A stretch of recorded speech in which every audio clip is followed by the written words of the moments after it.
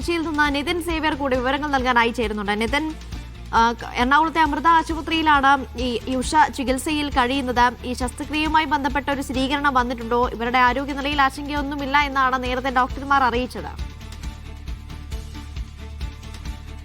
തീർച്ചയായും ഇന്നലെ അർദ്ധരാത്രി തന്നെ അമൃത ആശുപത്രിയിലേക്ക് ഇവരെ പ്രവേശിപ്പിച്ചിരുന്നു. ഇവരുടെ ആരോഗ്യനില തൃപ്തികരമാണ് എന്നാണ് നിലവിൽ മനസ്സിലാക്കുന്നത്. ഗാസ്ട്രോ വിഭാഗത്തിൽ പ്രവേശിപ്പിച്ച ഉഷയുടെ ശസ്ത്രക്രിയ CT സ്കാൻ ഫലത്തിന് ശേഷം തീരുമാനിക്കുമെന്നായിരുന്നു അധികൃതർ അറിയിച്ചത്. നേരത്തെ ഇവരുടെ മകനടക്കം പ്രതികരിച്ചിരുന്നു. വണ്ടാനം മെഡിക്കൽ കോളേജിലെ ഡോക്ടർക്കെതിരെ നിയമ നടപടികളുമായി മുന്നോട്ട് പോകുമെന്നായിരുന്നു മകൻ പ്രതികരിച്ചിരുന്നത്.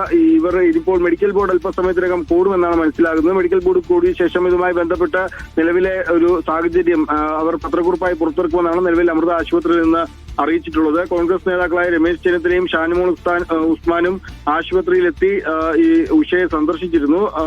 ഈ CT സ്കാനിൽ ഉഷയുടെ വയറ്റിൽ കത്രിക ഏത് ഭാഗത്താണെന്ന് വ്യക്തമായ ശേഷമായിരിക്കും ശസ്ത്രക്രിയയുടെ കാര്യത്തിൽ അന്തിമ തീരുമാനമെടുക്കുക. മെഡിക്കൽ ബോർഡ് CT സ്കാൻ അടക്കം കഴിഞ്ഞിട്ടുണ്ട്. ഇനിയിപ്പോൾ മെഡിക്കൽ ബോർഡ് കൂടിയ ശേഷമായിരിക്കും ഇതിലൊരു കൃത്യമായ തീരുമാനം ആശുപത്രി അധികൃതരിൽ നിന്നും അറിയാൻ സാധിക്കുക.